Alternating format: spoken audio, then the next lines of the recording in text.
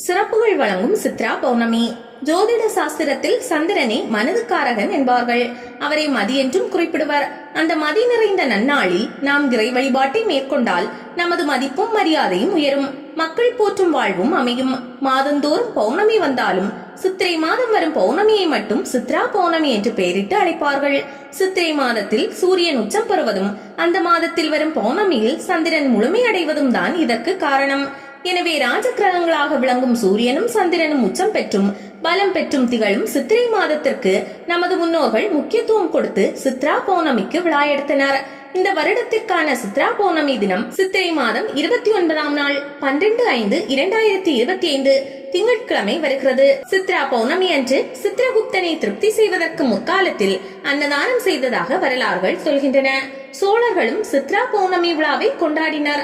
மதுரையிலும் சித்ரா பௌர்ணமி விழா கொண்டாடப்படுகிறது.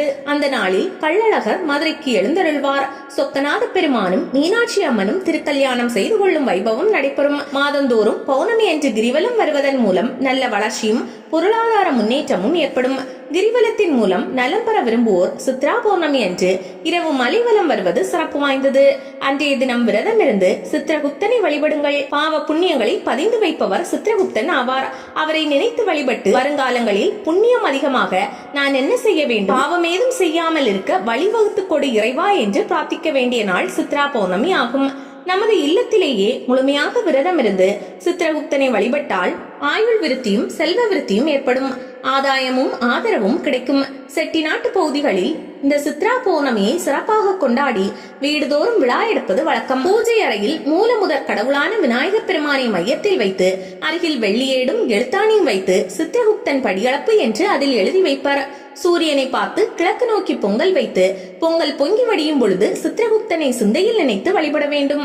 சர்க்கரை பொங்கல், வெண்பொங்கல், பச்சரிசி, கொழுக்கட்டை, இனிப்பு பலகாரங்கள் போன்றவற்றை இலையில் பரப்பி வைத்து பழங்களில் பலாசுளை, திராட்சை, மாம்பழம், முழுநுங்கு போன்றவற்றை வைத்து படைக்க வேண்டும்.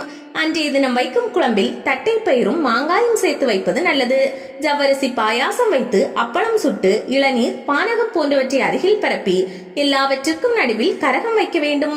பௌர்ணமி விரதம் இருப்பவர்கள் விரதத்தை தொடங்க வேண்டிய நாள் சித்ரா பௌர்ணமி தான். விரதத்தை முழுமையாக கடைபிடிப்பவர்கள் இரவு நிலவு பார்த்து வழிபட்ட பின் உணவு அருந்த வேண்டும். நமக்கு எப்பொழுதும் உணவையும் உறைவிடத்தையும் செல்வத்தையும் வழங்குவதோடு நமது பாவ புண்ணியத்தையும் பதிந்து வைத்து அடுத்த பிறவியிலும் அனுகூலம் தரும் சித்திரகுப்தனை வழிபட்டு செல்வ வளத்தை பெருக்கிக் கொள்ள வழிவகுப்பதுதான் இந்த பௌர்ணமி வழிபாடாகும். சித்திரகுப்தனுக்கு காஞ்சிபுரத்தில் தனி கோவில் உள்ளது. அருப்புக்கோட்டை அமிர்தலிங்கேஸ்வரர் கோவிலிலும் தனி சன்னதி உள்ளது. பிள்ளையார்பட்டி அருகிலும் தனி கோவில் உள்ளது. இந்த ஆலயங்களுக்கு சென்று சித்திரகுப்தனை வழிபட்டு சிறப்பான வாழ்க்கையை அமைத்துக் கொள்ளலாம்.